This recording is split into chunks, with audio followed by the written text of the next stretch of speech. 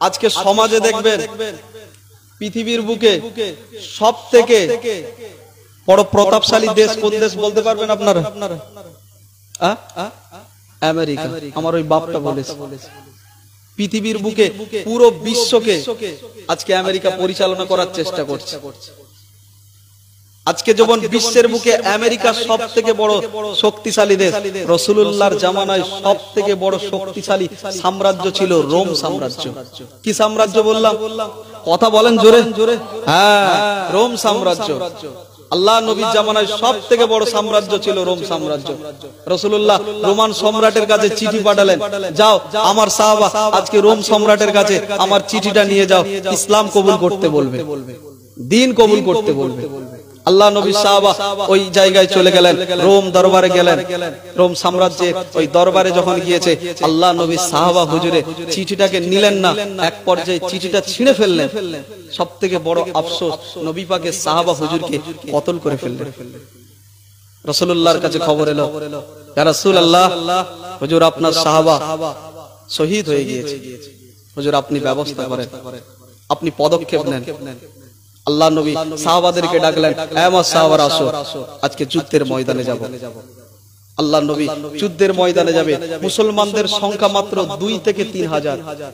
লড়াই করবেন রোমান বাহিনী তদানীন্তন সময়ে 2 লক্ষ। কত বললাম? ভয় করে না? বুক কেঁপে ওঠে। 2000 কোথায় 2 লক্ষ। বর্তমান আমেরিকা যেমন সবথেকে সুপার পাওয়ার, রোম সাম্রাজ্য তদানীন্তন সময় সবথেকে সুপার পাওয়ার ছিল। 2 লক্ষ ডিফেন্স করবেন। কোন কোন কিতাব বলছে 2000, আবার কোন কোন কিতাব বলছে 3000। আল্লাহ নবী সাহাবারা যাচ্ছে, যুদ্ধের সরঞ্জাম নেই, খাদ্য নেই। আল্লাহ নবী সাহাবারা যাচ্ছেন, দামি কোনো অস্ত্র নেই। রাসূলুল্লাহ সাহাবারা যাচ্ছেন, আধুনিক কোনো সরঞ্জাম নেই। ইসলামের জন্য রাসূলুল্লাহ সাহাবারা ঈমানকে সাথে নিয়ে আগিয়ে যেতে লেগেছে। একবার জোরে বলে, সব রাসূলের দরবারে হাজির। প্রত্যেকটা যুদ্ধে আমার নবী একজন করে সেনাপতি বানান। প্রত্যেকটা যুদ্ধে আমার নবী একজন করে নেতৃত্ব তৈরি করেন। আজকে আমার নবী এই যুদ্ধের জন্য 3 জন সেনাপতি তৈরি করলেন। কতজন বললাম? 3 জন। আল্লাহ নবী নিজের পালক পুত্রকে ডাকলেন, হে আমার পালক পুত্র যায়েদ ইবনে হারিসা, একটু এদিকে আসো। আল্লাহ নবী সাহাবা যায়েদ ইবনে হারিসা আমার নবীর দরবারে এলেন। রাসূলুল্লাহ জাফর বিন আবু তালেবকে ডাক দিলেন, আব্দুল্লাহ ইবনে রাওয়াহা। এই 3টে নাম মনে রাখবেন, যায়েদ ইবনে হারিসা, জাফর বিন আবু তালেব, আব্দুল্লাহ ইবনে রাওয়াহা। এই 3 জনের নাম আলোচনার মাঝে মাঝে আসবে। এই 3টে নাম কোটেশন করুন আপনারা, মনে থাকবে আপনাদের। রাসূলুল্লাহ 3 জনকে সেনাপতি বানালেন। আল্লাহ নবী সাহাবা হুজুররা সবাই দাঁড়িয়ে আছে, আমার নবীও যুদ্ধের ময়দানে যাবেন। সেনাপতি 3 জন। মুসলমানের ছেলেরা কোন খেয়াল করে, এ নবীর উম্মত উম্মতিরা, আকা মাওলা কামলিওয়ালা মুস্তাফা সাহাবারা সবাই যুদ্ধের ময়দানে যাবে। কামলিওয়ালা সাহাবারা সবাই জিহাদের ময়দানে যাবে। এ নবীর উম্মত উম্মতিরা, আমার রাসূলুল্লাহ যায়েদ ইবনে হারিসাকে এমন করে ডাকতে লেগেছে, হে আমার সাহাবা যায়েদ ইবনে হারিসা, একটু এগিয়ে আসো। এ নবীর উম্মত উম্মতিরা, মুসলমানের ছেলেরা, যায়েদ ইবনে হারিসা এইদিকে একটু এগিয়ে আসো। আল্লাহ নবী সাহাবা যায়েদ ইবনে হারিসা আমার নবী পাকের কাছে এমন করে হাজির হয়ে গেল। এ নবীর উম্মত উম্মতিরা, আল্লাহ নবী আব্দুল্লাহ ইবনে রাওয়াহাকে আমার নবী ডাক দিলেন, হে আমার সাহাবা আব্দুল্লাহ ইবনে রাওয়াহা, এদিকে চলে আসো। আল্লাহ নবী আব্দুল্লাহ ইবনে রাওয়াহাকে ডান দিকে দাঁড় করিয়ে দিলেন। আব্দুল্লাহ ইবনে রাওয়াহাকে আকা মাওলা কামলিওয়ালা ডাকার পরে পরে আকা মাওলা কামলিওয়ালা মুস্তাফা আমিনাল্লাহ আব্দুল্লাহ দলাল জাফর বিন আবু তালেবকে এমন করে ডাক দিতে লাগলেন, হে আমার চাচাতো ভাই জাফর বিন আবু তালেব, আজকে একটু এদিকে আসো। এ নবীর উম্মত উম্মতিরা, মুসলমানের ছেলেরা, রাসূলুল্লাহ সাহাবা 3 জন নেতৃত্ব আল্লাহ নবীর কাছে হাজির হয়ে গেল। আকা মাওলা কামলিওয়ালা বলতে লেগেছে, আমার সাহাবারা আজকে তোমাদের যুদ্ধের ময়দানে যেতে হবে, আজকে তোমাদের লড়াইয়ের ময়দানে যেতে হবে। এ নবীর উম্মত উম্মতিরা, আল্লাহ নবীর সাহাবারা একে অপরের মুখের দিকে তাকাতে লেগেছে। মুস্তাফা সাহাবায়ে কিরাম গণেরা একে অপরের মুখের দিকে তাকাতে লেগেছে। আব্দুল্লাহ ইবনে রাওয়াহা জাফর বিন আবু তালেবের মুখের দিকে তাকায়, জাফর বিন আবু তালেব আব্দুল্লাহ ইবনে রাওয়াহার মুখের দিকে তাকায়। এ নবীর উম্মত উম্মতিরা, মুসলমানের ছেলেরা, আব্দুল্লাহ ইবনে রাওয়াহা ওই সময় জানিয়েছিল, এ নবী পাকের সাহাবারা আজকের দিনে আমরা যুদ্ধের ময়দানে যাব, আজকের দিনে আমরা জিহাদের ময়দানে যাব। আজকে যদি যুদ্ধের ময়দানে আমরা শহীদ হয়ে যাই, আমরা যুদ্ধের ময়দানে শহীদ হয়ে যাব, আর যুদ্ধের ময়দান থেকে এমন করে যদি ফিরে আসে, আমার সাহাবারা, আমার আল্লাহ পাক আমাদেরকে গাজী বলে লিখে দেবে।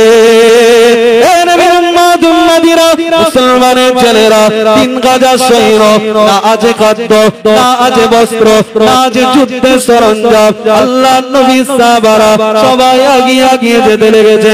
কিছুটা দূর আগিয়ে যাওয়া পরে আমার নবী বলতে লেগেছে, আমার সাহাবা জাফর ইবনে আবু তালেব, যাও, চলে যাও, চলে যাও, বাড়ির মধ্যে হাজির হয়ে যাও, বিদায় তুমি নিয়ে আসো। এ নবীর উম্মত উম্মতিরা, রাসূলুল্লাহ জাফর বিন আবু তালেবকে বাড়িতে চলে যেতে বলল। জাফর বিন আবু তালেব বাড়িতে যেই না হাজির হলো, জাফর বিন আবু তালেব বাড়িতে গিয়ে কি দেখতে পায়, দুটো ছোট্ট ছোট্ট বাচ্চা জাফর বিন আবু তালেবকে দেখে আব্বা জান, আব্বা জান বলে এমন করে ডাক দিতে লেগেছে।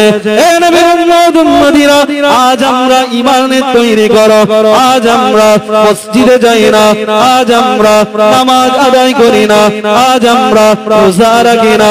মুসলমান একটু খেয়াল করো, রাসূলুল্লাহ সাহাবারা তারাও দুনিয়াদারি করেছিল, তারাও দিনদার করেছিল, তারাও পৃথিবীর জমিনে আল্লাহকে রাজি করেছিল, তারাও পৃথিবীর জমিনে সংসার করেছিল।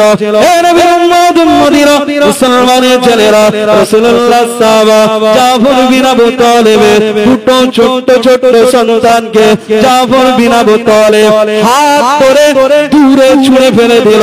আবারও আগিয়ে যাচ্ছে আহলিয়ার কাছে, যেই না আগিয়ে গিয়েছে আর আহলিয়া বলতে লেগেছে, আমার স্বামী আজ আপনি যুদ্ধের ময়দানে যাবে, আজ আপনি জিহাদের ময়দানে যাবে, আমার কোনো দুঃখ নাই। এ নবীর উম্মত উম্মতিরা, রাসূলুল্লাহ সাহাবা জাফর বিন আবু তালেবের আহলিয়া আল্লাহর দরবারে দুটো হাত তুলে দিয়েছে। আল্লাহ, আজকের দিনে আমার স্বামী যুদ্ধের ময়দানে যাবে, আজকের দিনে আমার স্বামী জিহাদের ময়দানে যাবে। আজ দুয়া চাই আমার স্বামীকে আপনি গাজী করে ফিরিয়ে দেবে। এ নবীর উম্মত উম্মতিরা, রাসূলুল্লাহ সাহাবা জাফর বিন আবু তালেব তরবারির আঘাত মারল, আবার জিজ্ঞাসা করতে লাগলো, আমার আহলিয়া বলো বলো, আজকে কি তোমার হাত কেটেছে? জাফর বিন আবু তালেবের আহলিয়া এমন করে জানিয়েছিল, আমার স্বামী আজকে আপনি বলেন, আজ আপনি তরবারের উল্টো পিঠ দিকে আঘাত এনেছেন, তরবারের উল্টো পিঠ দিয়ে আঘাত আনলে কি হাত কেটে যায়? তরবারের উল্টো পিঠ থেকে আঘাত আনলে হাতটা কি কেটে যায়? এ নবীর উম্মত উম্মতিরা, আল্লাহ নবীর সাহাবা জাফর বিন আবু তালেব চোখ দিয়ে পানি বাহির হয়ে গেল। আমার আহলিয়া, আজকের দিনে তরবারের উল্টো পিঠ থেকে আঘাত আনলে, আজকের দিনে তরবারের উল্টো দিক থেকে আক্রমণ করলে যেমন ভাবে হাত কাটে না, আকা মওলা কমলিওয়ালা দোয়া চেয়েছে, মুস্তাফা দোয়া চেয়েছে, কমলিওয়ালা দোয়া চেয়েছে। আমি জাফর, আমার বিশ্বাস, আমার নবীর দোয়া আমার আল্লাহ ফিরাতে পারে না। হাত কেটেছে বলে তরবারের উল্টো পিঠ দিয়ে আঘাত এনেছো, হাত কাটে বলে তরবারের উল্টো পিঠ থেকে আঘাত হানলে যেমন হাত কাটা অসম্ভাবী ব্যাপার, আমার নবী আল্লাহর দরবারে হাত তুলবেন আর আল্লাহ কবুল করবে না, এটাও অসম্ভব ব্যাপার। একবার জোরে বলে। মুসলমানের ছেলেরা, হে নবীর উম্মত উম্মতিরা, আজ সমাজে এক শ্রেণীর মানুষ বলতে লেগেছে ওয়াজে মাহফিলে আজকে মানুষ গুরুত্ব দেয় না। এই সমাজের এক শ্রেণীর মানুষ বলে আল্লাহ ধরবো নবী ধরবো না। এই সমাজে মানুষ বলে আল্লাহ নেব নবীকে ছেড়ে দেব, আল্লাহ চায় নবী এরা ধরতে চায় না। হে নবীর উম্মত উম্মতিরা, এই গভীর রাতে আপনারা আপনাদের বুকে হাত দিয়ে বলে এই ওয়াজের মাহফিলে শোনার জন্য আপনারা এই মাইকটাকে আপনারা ব্যবস্থা করেছেন, এই প্যান্ডেল দাঁড় করানোর জন্য আপনারা খুঁটিকে ব্যবহার করেছেন। ওয়াজের মাহফিলে প্রত্যেকে দেখতে পাবে, তাই আপনারা লাইট দিয়ে রোশনি করেছেন। হে নবীর উম্মত উম্মতিরা, এই ওয়াজের মাহফিলে শোনার জন্য যদি এই প্যান্ডেলটা আপনার জন্য ব্যবস্থা হয়, শোনার জন্য আপনার কান এই মাইকটা একটা ওসিলা হয়। এই ওয়াজের মাহফিলে প্যান্ডেল দাঁড় করার জন্য পাঁচটা যদি আপনার খুঁটি হিসাবে ওসিলা হয়, লাইট যদি রোশনি হিসাবে ব্যবহার হয়, হে নবীর উম্মত উম্মতিরা, আল্লাহ ধরবে আমার নবীকে নেবে না, মুস্তাফাকে ধরবে আমার নবীকে ওসিলা নেবে না, আমার আল্লাহ কখনো কবুল করবে না। হে নবীর উম্মত উম্মতিরা, চলো আকা মাওলা মুস্তাফার দরবারে যাই। আমার নবীর রুতবা, আমার নবীর সম্মান আল্লাহ কত বাড়িয়ে দিয়েছে। আমার নবীর রুতবা আল্লাহ কত বাড়িয়ে দিয়েছে। আমার আল্লাহ কোরআনে জানিয়ে দিয়েছে ওয়ালা সাওফা ইউতিকা রাব্বুকা ফাতারদা। চলো আমিন আল্লাহর কাছে যাই। আল্লাহর কোরআন জানিয়ে দিয়েছে ওমা আরসালনাকা ইল্লা রাহমাতাল লিল আলামিন। চলো কোরআনের কাছে যাই। আমার নবীকে চিনে, আমার আকা আমার মাওলাকে চিনে কোরআন জানিয়েছে। আমার হাবিব আপনি জানিয়ে দেন কুল ইন কুনতুম তুহিব্বুনাল্লাহ ফাত্তাবিউনি ইউহিব্বুকুমুল্লাহ। হে নবী উম্মত উম্মতিরা, চলো মুস্তাফাকে চিনে নে, আকা মাওলা কামলিওয়ালাকে চিনে নে, কোরআন জানিয়ে দিয়েছে। আমার হাবিব আপনি বলে দেন আমি আল্লাহ জানিয়ে দিচ্ছি কুল ইন্নামা আনা বাশারুম মিসলুকুম ইউহা ইলাইয়া আন্নামা ইলাহুকুম ইলাহু ওয়াহিদ। আমার হাবিব আপনি জানিয়ে দেন হে নবীর উম্মত উম্মতিরা, কে আছে সিরাজুম মুনিরার মতো, কে আছে তাহা ইয়াসিনের মতো, কে আছে মুসাম্মিল মুদাসসিরের মতো, কে আছে আমার নবীর মতো, কে আছে মদিনার দুলালের মতো? না না না, কেউ হবে না, কেউ হবে না। কেননা আল্লাহ আমার নবীর মতো দ্বিতীয় কাউকে বানায় না। হবে কিভাবে মুসলমান? আমার আল্লাহ আমার নবীর মতো দ্বিতীয় কাউকে বানায়। আজকে আমরা দুনিয়ার নেশায় মস্ত হয়ে গেছি। আজকে আমরা দুনিয়া করে সব শেষ করে ফেলছি। কিন্তু রাসূলুল্লাহ সাহাবারা জান্নাতের ঘ্রাণ, জান্নাতের সুগন্ধি নিজে দুনিয়াতে থাকতে থাকতে শুনেছিলেন। একবার জোরে বলেন। তাই তো তারা জান্নাতের নেশায়, জান্নাত পাওয়ার জন্য, আল্লাহ পাওয়ার জন্য, আল্লাহর রিজাই করার জন্য সব যুদ্ধের ময়দানে এমন করে নিরস্ত্র ভাবে সাহাবায়ে কেরামরা এগিয়ে গিয়েছিল। একবার জোরে বলবেন না? হ্যাঁ মুসলমান, আজকে পরিবর্তন আমাদের হতে হবে না? কথা বলে না? কে কে পরিবর্তন হবেন না? হাত তুলেন দেখি, হাত তোলে। সবাই পরিবর্তন হবে মাশাআল্লাহ। আল্লাহ কবুল করেন সকলে, আল্লাহুম্মা আমিন। আলোচনা করব না শেষ করব? সময় বাকি আছে, আলোচনা করব না তবে? হ্যাঁ মুসলমান, পরিবর্তন হতে হবে। মাওলানা সাহেব এসে গিয়েছে তো, তাই বলছিলাম পরিবর্তন। বিশ্বাস করো, আমরা যদি আমাদের মনের আশা, আমরা যদি আমাদের মনের নিয়তকে পরিবর্তন করতে পারি, তাহলে আল্লাহ আমাদের কবুল করবে। যে কথা বলছিলাম এটাই বলে শেষ করব। আল্লাহ নবী সাহাবারা সব যুদ্ধের ময়দানে যাবে। আমার নবী জাফর বিন আবু তালেবকে বললেন, এ আমার সাহাবা যাও বিদায় নিয়ে আসো। আল্লাহ নবী নিজের পালক পুত্র দীর্ঘ সময় রাসূলুল্লাহর দরবারে ছিল। আল্লাহর নবীকে এই যায়েদ ইবনে হারেসা এতটা ভালোবাসতো, এতটা প্রেম করত, আমার নবী পাকের ভালোবাসায় নিজের বাপ মাকে যায়েদ ইবনে হারেসা ছেড়ে চলে এসেছিল। একবার জোরে বলেন, জোরে বলবেন না? আচ্ছা, বাপ মার সঙ্গে সন্তানের সম্পর্ক কেমন হওয়া দরকার?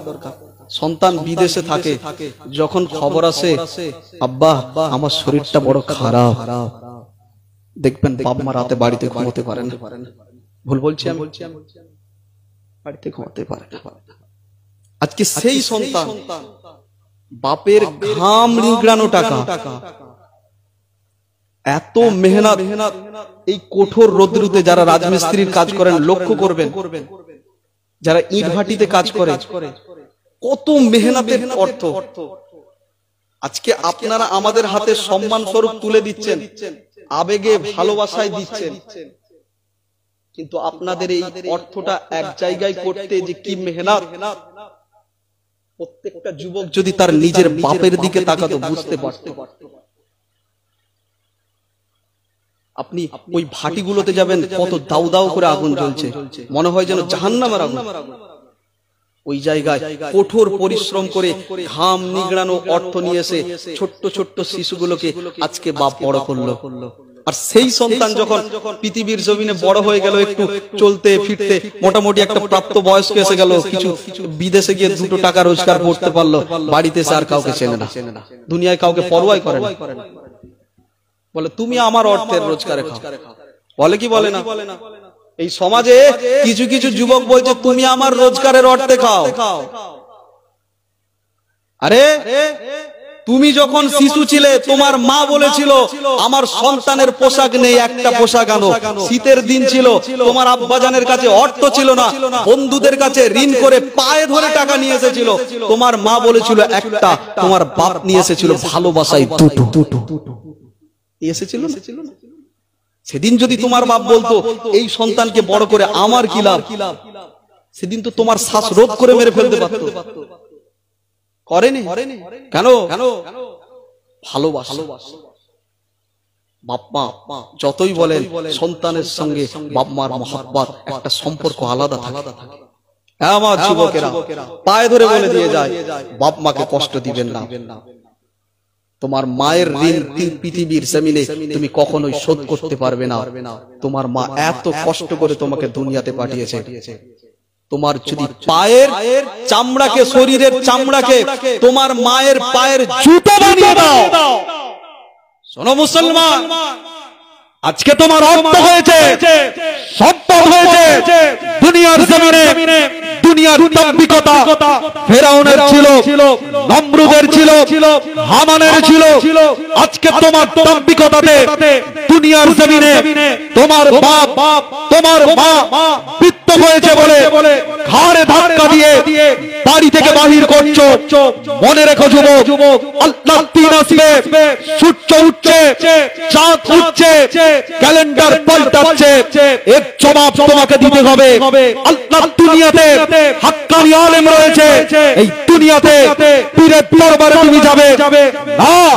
তোমার মা বাপের কাছ থেকে মায়ের মনে কষ্ট দিয়ে, বাপের মনে কষ্ট দিয়ে আজকে তুমি ডাক্তার হয়েছো, আজকে তুমি বড় আলেম হয়েছো, ইঞ্জিনিয়ার হয়েছো, আজকে তুমি দুনিয়ার সম্মান, দুনিয়ার ঐশ্বর্য, দুনিয়ার অর্থের জন্য পিত্ত মা বাবাকে এমন করে দুনিয়ার জমিনে বাড়ি থেকে বাহির করে বিভিন্ন জায়গায় আশ্রমে রেখে আসছো। মনে রাখবে যুবক, আজকে আমার আল্লাহ আমার রাসূলকে এই শিক্ষা দিয়ে গিয়েছে। মুস্তাফা 1 তারিখে মদিনাওয়ালা যাচ্ছে, কামলিওয়ালা যাচ্ছে, মদিনাওয়ালা মুস্তাফা আম্মাজান আমেনাকে বলেছিল, আম্মাজান সব ছেলেদের বাপকে দেখতে পাই, আমার বাপকে কেন দেখতে পাই না, একবার দেখা। বলেছিল না? আমি এই ওয়াকিয়া বলতে আসিনি, শুধু বোঝাতে লেগে এসেছি। আমার রসুল গেলেন আবুয়া নামক স্থানে, আল্লাহ নবী গিয়ে দেখছেন আম্মা আমেনা ওই জায়গায় দীর্ঘ সময় দাঁড়িয়ে আছে। আম্মা আমেনা কথা বলছে না, শুধু অঝর নয়নে কাঁদছেন। আমার নবীকে তো আল্লাহ দুনিয়ার জমিনের শিক্ষক করে পাঠিয়েছিল। একবার জোরে বলে, আমার নবী বলেছিল মা আমি বুঝতে পেরেছি দুনিয়াতে আমার বাপ্পা জান বিদায় নিয়েছে, চলেন মা ফিরে চলেন। আল্লাহ নবী মনে বড় ব্যথা, মনে বড় ভারাক্রান্ত নিয়ে রাসূলুল্লাহ ফিরে আসছেন। আর এমন করে আস্তে আস্তে ওই মরুভূমির উত্তপ্ত বালুকায় আমেনা হুজুর শুয়ে পড়লেন, আল্লাহ নবী দেখছেন আম্মা যেন দুনিয়া থেকে বিদায় নিয়েছে। আহারে, আমার নবী সেদিন কত বেদনা পেয়েছিল। আজকে আমরা সেই মা বাপকে কষ্ট দিই। যুবক, কষ্ট দিও না। হ্যাঁ, সংসারে অনেকের সংসারে দেখবেন কিছু কিছু ছেলে আছে, এই এলাকায় আমি আলোচনা করতে আসছি না, কিছু কিছু ছেলে আছে দেখবেন বিভিন্ন রকম কিছু খেয়ে বাড়িতে সংসারে অত্যাচার করে স্ত্রীদের উপরে, করে কি করে না? আপনার স্ত্রী আপনার ফ্যামিলিতে অনেক কাজ করে, বাচ্চাদের জন্য বিভিন্ন কাজকর্মে ব্যস্ত থাকে, সারাদিন রান্না বান্না। আপনি একদিন রান্না করবেন, 2 দিন রান্না করবেন, তৃতীয় দিন হাড়ি ফাড়ি সব নিয়ে দেখবেন পুকুরে ফেলে দিয়েছে, আগুনের কাছে বসতে ইচ্ছে করবেন। আর আপনার স্ত্রী দিনের পর দিন আপনার জন্য অন্যের বাড়ি ছেড়ে, নিজের বাপ মাকে ছেড়ে আপনার জন্য, আপনার কাছে শুধু একটুখানি ভালোবাসা পাওয়ার জন্য আপনার কাছে এসে জীবনটা বিলীন করে দিচ্ছে, আর আপনি গলাতে ঢেলে নিয়ে এসে ওই স্ত্রীর উপর অত্যাচার করছেন। ছেড়ে দাও যুবক। আল্লাহওয়ালা অনেক বড় বড় গুনাহগার পাপীকে আল্লাহ দুনিয়ার জমিনে বড় বড় আল্লাহওয়ালা করেছিল। এখনো সময় আছে পরিবর্তন হবে। যাক, কথায় কথা বলে যে কথা বলছিলাম, আল্লাহ নবী সাহাবায়ে কেরাম সব যুদ্ধের ময়দানের দিকে এগিয়ে যাচ্ছে, আমার নবীও সাথে সাথে যাচ্ছে। মুসলমানের ছেলেরা, এ নবীর উম্মত উম্মতিরা, মুস্তাফাকে ভালোবাসো, কামলিওয়ালাকে ভালোবাসো, আমার নবীকে প্রেম করো, আমার নবীকে ভালোবাসো। এ নবীর উম্মত উম্মতিরা, আল্লাহ নবীর সাহাবা জাফর বিন আবু তালিব, আল্লাহ নবীর সাহাবা আব্দুল্লাহ ইবনে রাওহা, আল্লাহ নবীর সাহাবা আবার করে যায়েদ ইবনে হারেসা আমার নবীর সাথে আগিয়ে যেতে লেগেছে। এ নবীর উম্মত উম্মতিরা, রাসূলুল্লাহ সাহাবারা সবাই এগিয়ে যাচ্ছে। এক পর্যায়ে আল্লাহ নবীর সাহাবারা লড়াই করতে লেগেছে। রাসূলুল্লাহ সাহাবা যায়েদ ইবনে হারেসা ইসলামের জন্য, কোরআনের জন্য, ন্যায়ের জন্য, হকের জন্য, ইনসাফের জন্য, এ নবীর উম্মত উম্মতিরা, মুসলমানের ছেলেরা, আকা মাওলা কামলিওয়ালা সাহাবারা সবাই লড়াই করে। যায়েদ ইবনে হারেসা এত দ্রুত গতিতে কলম চালাতে লেগেছে। আল্লাহ নবী সাহাবা যায়েদ ইবনে হারেসা সাওয়ার এত দ্রুত গতিতে চালাতে লেগেছে।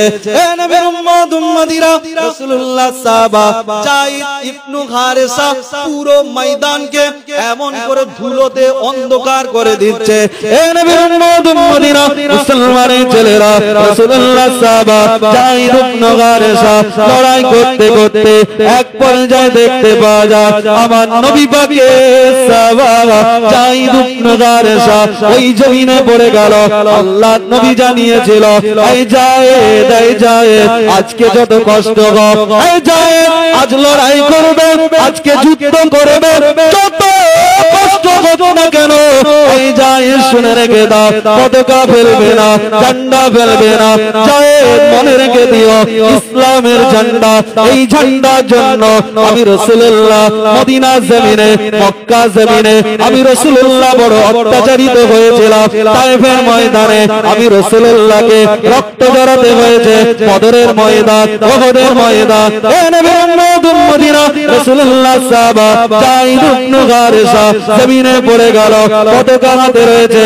আল্লাহ নবী সাহাবা জাফর বিন আবু তালিব দূর থেকে লক্ষ্য করছে, রাসূলুল্লাহ সাহাবা যায়েদ ইবনে হারেসা হাতে পতাকা রয়েছে, আর আমার ভাই যায়েদ ইবনে হারেসা জমিনে পড়ে রয়েছে, যায়েদের হাতে পতাকা রয়েছে। এ নবীর উম্মত উম্মতিরা, মুসলমানের ছেলেরা, ঈমান দেখো, ঈমান দেখো। রাসূলুল্লাহ সাহাবা জাফর বিন আবু তালিব দৌড়ে দৌড়ে চলে গেল। আল্লাহ নবী সাহাবা জাফর বিন আবু তালিব দৌড়ে দৌড়ে গিয়ে যায়েদ ইবনে হারেসা হাত থেকে পতাকা তুলবে, হাত থেকে ঝান্ডা নেবে। আল্লাহ নবী সাহাবা যায়েদ ইবনে হারেসা ধর পড়ে রয়েছে, রাসূলুল্লাহ সাহাবা হাত থেকে ঝান্ডা ছাড়ছে না। আল্লাহ নবী সাহাবার হাত থেকে ঝান্ডা ছাড়ছে যাচ্ছে না। এ নবীর উম্মত উম্মতিরা, রাসূলুল্লাহ সাহাবা যায়েদ ইবনে হারেসা কানে কানে আব্দুল্লাহ ইবনে রাওহা জাফর বিন আবু তালেব ওই জায়গায় বলতে লেগেছে, এ নবী পাকের সাহাবা যায়েদ ইবনে হারেসা, আজকের দিনে অন্য কেউ আসে না, আজকের দিনে এই জায়গায় মুস্তাফার পাঠানো গোলাম জাফর হাজির হয়েছে। এ নবীর উম্মত উম্মতিরা, রাসূলুল্লাহ সাহাবা যায়েদ ইবনে হারেসা ঠান্ডা ছাড়ছিল না। যেই না রাসূলুল্লাহর নাম শুনেছে যায়েদ ইবনে হারেসা ঠান্ডা ছেড়ে দিল। জাফর বিন আবু তালেব এমন করে লড়াই করতে লেগেছে। এ নবীর উম্মত উম্মতিরা, মুসলমানের ছেলেরা, রাসূলুল্লাহ সাহাবা যায়েদ ইবনে হারেসা হত্যা হয়ে যাওয়ার পরে আল্লাহ নবী সাহাবা জাফর বিন আবু তালেব আগিয়ে যেতে লেগেছে। জাফর তীর চালায়, জাফর বল্লম চালায়, জাফর ঝান্ডা চালায়, জাফরের সম্মুখে কেউ দাঁড়াতে পারছে না। এ নবীর উম্মত উম্মতিরা, জাফর বিন আবু তালেব ওই সময় কি করেছিল? আমার নবী পাকের সাহাবা জাফর বিন আবু তালেব আগিয়ে আগিয়ে যেতে লেগেছে। কিতাবের মধ্যে পাওয়া যায় আল্লাহ নবী সাহাবা জাফর বিন আবু তালেবের শরীরের মধ্যে 70টার বেশি বল্লমের আঘাত করেছিল। রাসূলুল্লাহ সাহাবা জাফর বিন আবু তালেবের শরীরে 50টারও বেশি তরবারের আঘাত করেছিল। জাফর বিন আবু তালেব ঝান্ডা ধরে রেখেছে, তরবারের আঘাত আনছে, বল্লমের আঘাত আনতে লেগেছে। এ নবীর উম্মত উম্মতিরা, মুসলমানের ছেলেরা, আজ আমরাও ইসলামের ঘরে জন্ম নিয়েছি, আজ আমরা কোরআনের ঘরে জন্ম নিয়েছি। নিজেদের বিবেককে বলো, নিজেদেরকে জাগাও, আজ তুমি ইসলামের জন্য কতটা ত্যাগ করেছো। এ নবীর উম্মত উম্মতিরা, যায়েদ ইবনে হারেসা জাফর বিন আবু তালেবের দুটো ছোট ছোট সন্তান ছিল, তারপরেও যুদ্ধের ময়দানে আগিয়ে চলে গিয়েছে। জাফর বিন আবু তালেব ডান হাতটা কেটে গিয়েছে, পতাকা বাম হাতে তুলে নিয়েছে। এ নবীর উম্মত উম্মতিরা, রাসূলুল্লাহ সাহাবা ডান পা চলে গিয়েছে, আবারও বাম পায়ে আঘাত এনেছে। আল্লাহর নবী সাহাবা দুটো হাত না, রাসূলুল্লাহ সাহাবা দুটো পা না। এ নবীর উম্মত উম্মতিরা, মুসলমানের ছেলেরা, আল্লাহর নবী সাহাবা হুজুরের ধরে এমন করে আঘাত এনেছে, যেই না আঘাত এনেছে হঠাৎ জমিন থেকে ছিটকে চলে গিয়েছে। তথাপিও জাফর আল্লাহর দ্বীনের পতাকাকে এমন করে ছেড়ে দেন না। আল্লাহ নবী সাহাবা জাফর ইবনে আবু তালেবের দুটো হাত চলে গিয়েছে, দুটো পা নেই। রাসূলুল্লাহ সাহাবা দাঁতে করে ইসলামের পতাকা ধরে রেখেছে। রাসূলুল্লাহ সাহাবা জাফর ইবনে আবু তালেবের ধড়ে তরোয়ার চালিয়েছে, ধড় আলাদা হয়ে গিয়েছে। জাফর বিন আবু তালেবের ধড়ের মধ্যে, এই দাঁতের মধ্যে ইসলামের ঝান্ডা ততক্ষণ পর্যন্ত ছিল। একবার জোরে বলে। আব্দুল্লাহ ইবনে রাওহা দৌড়ে দৌড়ে দৌড়ে চলে গেলেন। আব্দুল্লাহ ইবনে রাওহা গিয়ে তরোয়ার ছেড়ে আব্দুল্লাহ ইবনে রাওহা পতাকা টানতে লেগেছে। আব্দুল্লাহ ইবনে রাওহা বলে, এত মজবুতি করে পতাকা ধরেছে, জাফর বিন আবু তালেবের মাথা চলে আসছে, কিন্তু জাফর বিন আবু তালেবের মুখ থেকে পতাকা ছাড়ছে না। এক পর্যায়ে আমি আব্দুল্লাহ ইবনে রাওহা জাফর বিন আবু তালেবকে বলেছিলাম, এই ভাই জাফর, আজকে অন্য কেউ আসেনি, আমার নবীর পাঠিয়ে দেওয়া, আল্লাহর নবীর তৈরি করা, আমার নবীর সেনাপতি আজকে আব্দুল্লাহ ইবনে রাওহা এসেছে। যেই আমি আব্দুল্লাহ ইবনে রাওহা আমার নামটা প্রস্তাব করেছি, সঙ্গে সঙ্গে ওই কাটা ধড় থেকে আমার রাসূলুল্লাহ সাহাবা জাফর বিন আবু তালেব ইসলামের ঝান্ডাটা আমার হাতে দিয়েছিল। একবার জোরে বলে। হ্যাঁ, জাফর বিন আবু তালেব শহীদ হলো, আব্দুল্লাহ ইবনে রাওহা, যায়েদ ইবনে হারেসা, তিনজন সাহাবা শহীদ হলেন। আমার নবী পাক তিনটে সেনাপতি করেছিলেন। শেষ পর্যায়ে আল্লাহর নবী সাহাবা খালিদ ইবনে ওয়ালিদ ইসলামের ঝান্ডা ধরেছে। আর খালিদ ইবনে ওয়ালিদ ইতিহাস বলছে, ওই যুদ্ধের ময়দানে একটা নয়, দুটো নয়, ইসলামকে কায়েম করার জন্য খালিদ ইবনে ওয়ালিদ আটটা তরবারি ভেঙেছিল। আর খালিদ ইবনে ওয়ালিদ আটটা তরবারি ভেঙে মুসলমানদের হাতে 2 লক্ষর বিরুদ্ধে মোকাবেলা করে জয়লাভ করে এনেছিল। একবার জোরে বলেন। আজও মুসলমান সংখ্যালঘু, আজকে আমরা ভাবতে লেগেছি আজকে আমরা সংখ্যালঘু, আজকে সংখ্যালঘু সংখ্যাগুরু ব্যাপার নয়। আজকে কাশ্মীরের দিকে তাকাও, পেহেলগাঁওয়ে দীর্ঘদিন ধরে মুসলমানদের উপরে আজকে জঙ্গিখানা হচ্ছে। টুরিস্ট 26 জনেরও বেশি শহীদ হয়েছে, সোশ্যাল মিডিয়াতে দেখেছেন, পেহেলগাঁও কাশ্মীরে। আচ্ছা, জঙ্গির কোন জাত হতে পারে? মুসলমান না হিন্দু এমন কোন ব্যাপার রয়েছে? কোরআন তো বলেছে লাকুম দীনুকুম ওয়ালিয়া দীন, তোর ধর্ম তোর কাছে, তার ধর্ম তার কাছে। তুই লোকের ধর্মতে কেন আঘাত আনতে যাবি? এই তুই তোর বলছি অসুবিধা হচ্ছে, এটা জঙ্গিদেরকে বোঝানোর জন্য, অ্যাটাক করার জন্য কিছু বচন ভঙ্গি নিয়ে আসতে হয়। বুঝে কোরআন বলছে তোমার ধর্ম তোমার কাছে, তার ধর্ম তার কাছে। আপনি কেন অপরের ধর্মে আঘাত আনবেন? বড় আফসোস, বড় বেদনা লাগে। ইসলাম সন্ত্রাসবাদীকে সাপোর্ট করে না, কেননা কোরআন বলছে তা'মুরুনা বিল মারুফ ওয়া তানহাউনা আনিল মুনকার। কোরআন বলছে সৎ কাজের আদেশ দেবে, অসৎ কাজের নিষেধ করবে। আজকে যদি ইসলাম জঙ্গিকে সাপোর্ট করত, ইসলাম যদি জঙ্গিবাদকে সাপোর্ট করত, এই পেহেলগাঁওয়ে যে জঙ্গিখানা করেছে মুসলমানদের দোষী বলে সাব্যস্ত করা যেত, কিন্তু ইসলাম জঙ্গিবাদকে সাপোর্ট করে।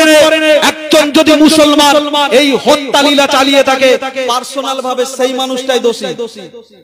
যদি এই 26 জনকে কোন ব্যক্তি মার্ডার করে বা কোন একটা গোত্র মার্ডার করে, পুরো কাবিলা, পুরো গোত্র দোষী হবে, তাদের পুরো দলটাই দোষী হবে।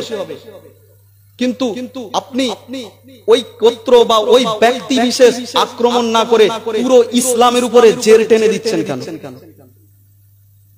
ইসলাম তো জঙ্গিকে সাপোর্ট করে না।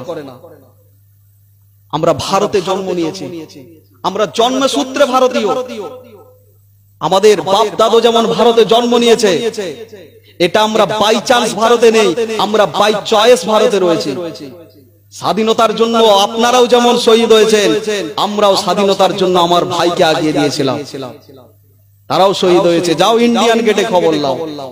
তাহলে আজকে একজন মানুষ বা কোন দল যদি এই হত্যা লীলা চালায়, বেশক পুরো মুসলিম জাতি, পুরো মুসলিম কমিউনিটি এর বিরুদ্ধে প্রতিবাদ জানাবে, এটা সাপোর্ট করবে না। কিন্তু এই একজনের জন্য পুরো মুসলিম সম্প্রদায়কে কেন আঘাত আনছে? কথা বুঝলেন না? যদি তাই হয়, আচ্ছা কিছুদিন আগে আপনারা সোশ্যাল মিডিয়ায় দেখবেন, ওই কলকাতায় একটা হসপিটাল ছিল, কি নাম বলেন? আরজি কর হসপিটাল। একজন আমার বোনকে ধর্ষণ করেছে, হত্যা করেছে। আচ্ছা, আরজি করে যে ধর্ষণটা হয়েছিল, এটা কোন সাধারণ মানুষ করেছিল না ডাক্তার করেছিল? কথা বলে না, ডাক্তার করেছে। তাহলে একজন ডাক্তার করেছে।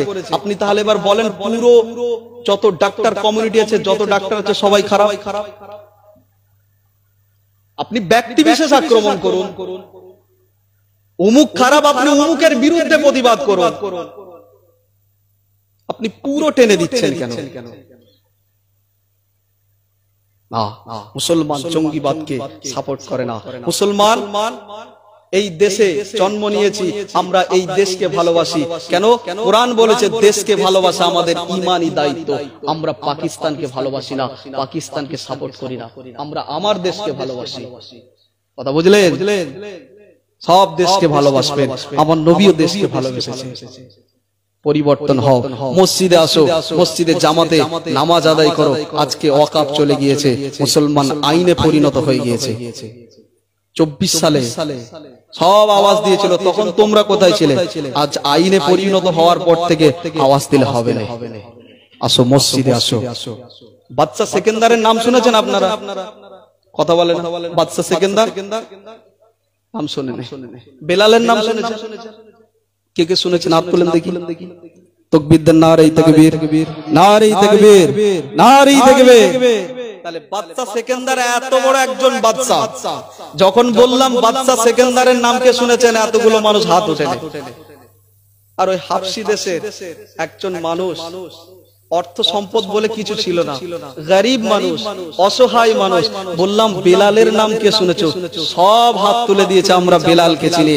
মুসলমান, এর থেকেই আমরা সাবিত করতে পারি না মুসলমান আজকে নেতৃত্ব দেওয়াতে, এমএলএ হওয়াতে, পঞ্চায়েত হওয়াতে পৃথিবীর জমিনে কোনো সম্মান নেই। সম্মান যদি থাকতে হয় মুস্তাফার কদমে রয়েছে। আজকে যখন বললাম বাদশা সেকেন্দারকে কারা চেনো, এক বাক্যে সবাই বলল আমরা চিনি না। হাবশি দেশের অসহায় মানুষ, হাবশি দেশের গরিব মানুষ রাসূলুল্লাহর কদমে নিজের জানটা কুরবান করেছে, মুস্তাফার কদমে নিজের জীবন উৎসর্গ করে দিয়েছে। পুরো কবিলা, পুরো সমাজ বলছে আমরা বেলালকে চিনি। এর একটাই অর্থ দাঁড়ায় মুস্তাফার কদমে আমার আল্লাহ পুরো সম্মানকে ঢেলে দিয়েছে। আরেকটু জোরে বললেন? হ্যাঁ, নবী নবী করো, নবী নবী করা ছাড়া কোনো রেহাই নেই। নবী যদি ছেড়ে দাও তোমার অস্তিত্ব বিলীন হয়ে যাবে। করবেন তো সবাই? সকলে দরুদ শরীফ আল্লাহুম্মা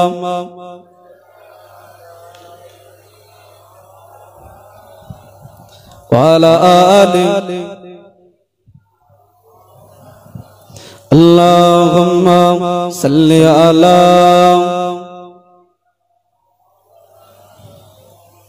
ওয়া আলা আলি।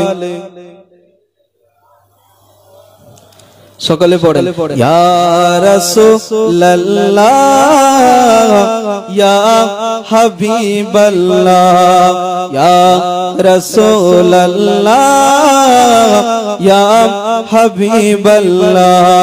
গোলাপ নীলাম কাঁদা নীলাম নীলাম রজনী গন্ধা, মনের সুখে মালা গেঁথেছি সকাল হতে সন্ধ্যা।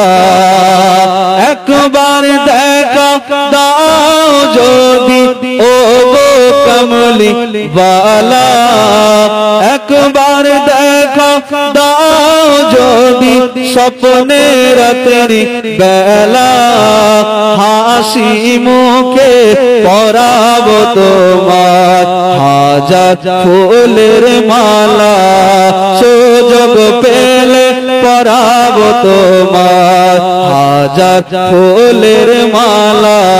ইয়া রাসূলুল্লাহ ইয়া হাবিবাল্লাহ। সাদা ফুলকে প্রশ্ন করি রংটি কোথায় পেলে, নবীজির দান মুবারক সাদা ছিল বলে, তাই সাদা ফুলকে তুলে তুলে গেঁথে রাখলাম মালা। হাসি মুখে পরাবো তোমার হাজার ফুলের মালা, সুযোগ পেলে পরাবো তোমার হাজার ফুলের মালা। এ শহরে मुस्तफा है मदीना करीम है, हमको निभा रहा है मदीना करीम है। ये शहरे मुस्तफा है मदीना करीम है, हमको निभा रहा है मदीना करीम है। वो शहरे मुस्तफा है मदीना करीम है, ये शहरे मुस्तफा है मदीना करीम है। सबको निभा रहा है मदीना करीम है, हमको निभा रहा है मदीना करीम है। फिर मुझे मौत का कोई खतरा न हो, मौत का जिंदगी की भी परवाह न हो। বলছে আমার নবীর যদি একবার দিদার হয় আমাদের মৌতের কোনো চিন্তা নেই। फिर मुझे मौत का कोई खतरा न हो, मौत का जिंदगी की भी परवाह न हो। कस सरकार एक बार हमसे कहे, कस सरकार एक बार मुझसे कहे, अब तेरा मरना जीना मदीने में है। ये सगरे पढ़ना, ये सगरे मुस्तफा मदीना करीम है, हमको निभा रहा मदीना करीम है। वो सगरे मुस्तफा मदीना करीम है, हमको निभा रहा मदीना करीम है, सबको निभा रहा मदीना करीम है। अल्लाहुम्मा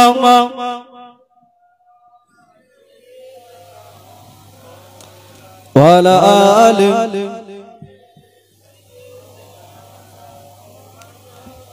ইতি করলাম, ওই দিকে যারা শুয়ে পড়েছে ওদেরকে এবার তুলে দেন। আপনাদের চির আকাঙ্ক্ষিত আমার শ্রদ্ধেয় মুফতি সাহেব ভাই আসবেন, খুবই যোগ্য মানুষ, আলোচনা করবেন।